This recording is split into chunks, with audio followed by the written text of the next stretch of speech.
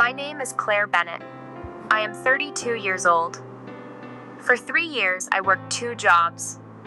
During the day, I restored old buildings. On weekends, I took extra inspection jobs. I did this for one reason. I wanted to save enough money for a trip to Iceland. The night before my flight, my phone rang.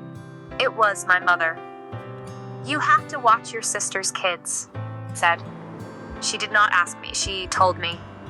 My sister had some kind of emergency, and my mother expected me to cancel my trip. I said no. My father grabbed the phone. "Family comes first," he said. "Cancel the trip." I looked at my suitcase by the door. I thought about every birthday, every weekend, every plan I had canceled before, just because someone else failed to plan ahead. This time, I said, "No, not this time."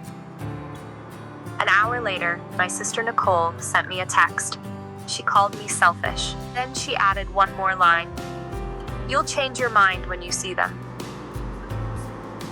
I read it twice.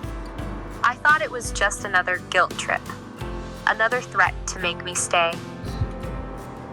The next morning, my parents called me again and again. I turned my phone off. I boarded the plane with my best friend Hannah sitting beside me.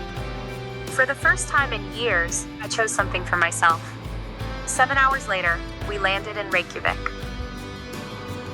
The cold air hit my face as we walked off the plane. I turned my phone back on, and that is when everything changed. 38 missed calls. From my parents, from my sister, from a number I did not know, and from the local police department. Back home, I opened my messages with shaking hands. My sister's last text had only 4 words. "They're at your door." I stood there, frozen inside the airport terminal. My hands felt cold, and it was not because of the weather. Something was very wrong. And I was about to find out exactly what my sister had done while I was 3,300 miles away. I stood inside the Reykjavik airport, staring at my phone. My best friend Hannah saw my face go pale, and she quietly took my suitcase from my hand. I opened the security camera app connected to my house back in Portland.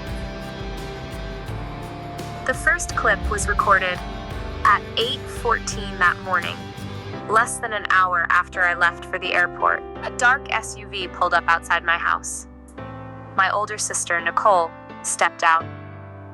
With her were her 2 kids, 8-year-old Ethan and 5-year-old Lily. She carried 2 small backpacks, a grocery bag, and a thin blanket. Nicole walked the children to my front porch. She knocked. Then she knocked again.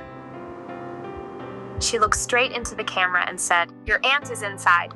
She's probably in the shower. Wait here." Ethan pointed toward my empty driveway, but Nicole was already walking back to the SUV. Before she left, she slipped an envelope under my doormat and drove away. The next clip showed Ethan knocking again, while Lily sat on her backpack. It was cold outside, barely above 40 degrees, and they were wearing thin jackets. 20 minutes passed. Lily started crying. Ethan wrapped the blanket around her shoulders and tried calling someone from a small tablet. The battery died before the call connected. Eventually, my neighbor noticed the 2 children alone on my porch. She checked the windows, saw no one home, and called the police. Watching my nephew try to protect his little sister felt like a punch to the chest. Nicole had not simply asked me to babysit. She had left her own children locked outside an empty house after I had already boarded a plane and left the country. I called the police officer, who had left me a voicemail. He confirmed the children were safe. My neighbors had stayed with them until help arrived, because no legal guardian could be reached right away, Child Protective Services had gotten involved. My parents eventually showed up at the police station. But they were not angry at Nicole. They were angry at me. My mother kept saying it was all just a misunderstanding. My father told me, straight to my face, that I was the one who caused this crisis because I left after being warned the kids needed me. Then the officer asked one simple question. Where is Nicole right now? And that is when my parents' story started falling apart, right in front of everyone. My parents claimed Nicole was at a work conference in Boston, but she had never mentioned any conference. Not once, until the night before my flight. I called her. She sent me straight to voicemail. I texted her. Where are you? Police found Ethan and Lily outside your house. She replied almost instantly. I told you I needed help. You chose a vacation.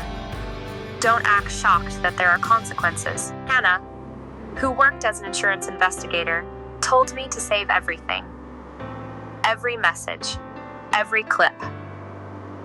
While we waited for our rental car, we built a full timeline and sent it straight to the officer and the assigned caseworker. A woman named Grace. My mother called again. You need to come home, she said. Your sister is under enormous pressure. I asked her one question. Did she watch the footage? Did she see Ethan wrapping a blanket around his little sister in the cold? My mother said the kids were traumatized and asked if I wanted them placed with strangers, while I, in her words, drove around Iceland. That sentence was designed to hurt. For years, my parents had turned Nicole's failures into tests of my loyalty. This time, though, the children were safe, and professionals were now involved. I told my mother I was not coming home early. I would cooperate with the investigation. But I would not carry the weight of my sister's choices anymore. The next morning, Grace called with news that changed everything. She had spoken to Nicole's employer. There was no conference in Boston. Nicole had actually been fired 11 days earlier, and nobody knew exactly where she had gone. Grace asked me a hard question. Did Nicole have a history of disappearing? Of leaving her kids without warning? Of misusing money meant for them? I thought about it, and then I told the truth. Nicole had always created emergencies that looked like accidents. Borrowed money never returned. Stories that never quite added up. Just 3 months before my trip, she had told me the kids' after-school program was about to kick them out, unless she paid immediately. I transferred her $1,200 that same day. Grace asked for proof, so I sent her the bank record. Then Hannah and I looked at the porch footage again, more carefully this time. The SUV driver never stepped out of the car, but his hand, resting on the wheel, wore a large silver watch, and I recognized it immediately. The watch belonged to a man named Derek Lang, a married club member who owned several car dealerships. Nicole had once introduced him as just a generous donor. Now, everything made sense. The truth came out fast after that.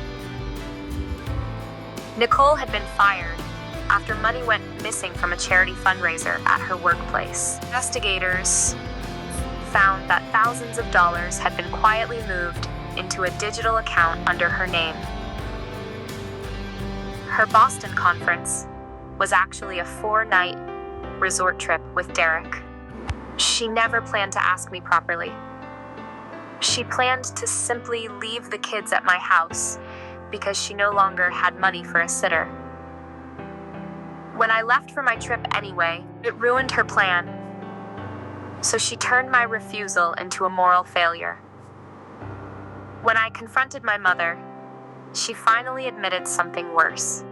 She had secretly signed as a financial guarantor for one of Nicole's debts, worth almost $7,000. My parents had quietly given Nicole nearly $24,000 over 18 months. Their marriage cracked under the weight of the truth. Police also found forged documents under my doormat. Medical authorization forms for the children, listing me as their caregiver. My signature was on them, but I never signed anything. Nicole had forged it. Custody of Ethan and Lily was temporarily given to their father, a stable, responsible man Nicole had spent years painting as unreliable. Nicole entered a mandatory program, facing fraud charges, financial counseling, and supervised visits with her own children. When I returned home, Nicole showed up at my door. I spoke to her only through my camera. She asked me to lie for her, to tell the caseworker she was a good mother. I refused. I gave her a boundary instead. No more loans, no more surprise childcare, no more access to my home. She called me heartless. I called it self-respect. Months later, I stood in the theater my team had spent years restoring. I thought about the difference between fixing something and simply hiding the cracks. My family had spent years hiding cracks. I finally stopped. I still love my sister. I still love my parents. But love does not mean disappearing so everyone else can avoid change. Sometimes, the most loving thing you can do is step back and let the truth stay visible. Title: They're at Your Door.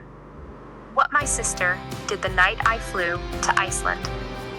If this story moved you, hit like, subscribe for more real-life family drama stories, and tell me in the comments, would you have gotten on that plane?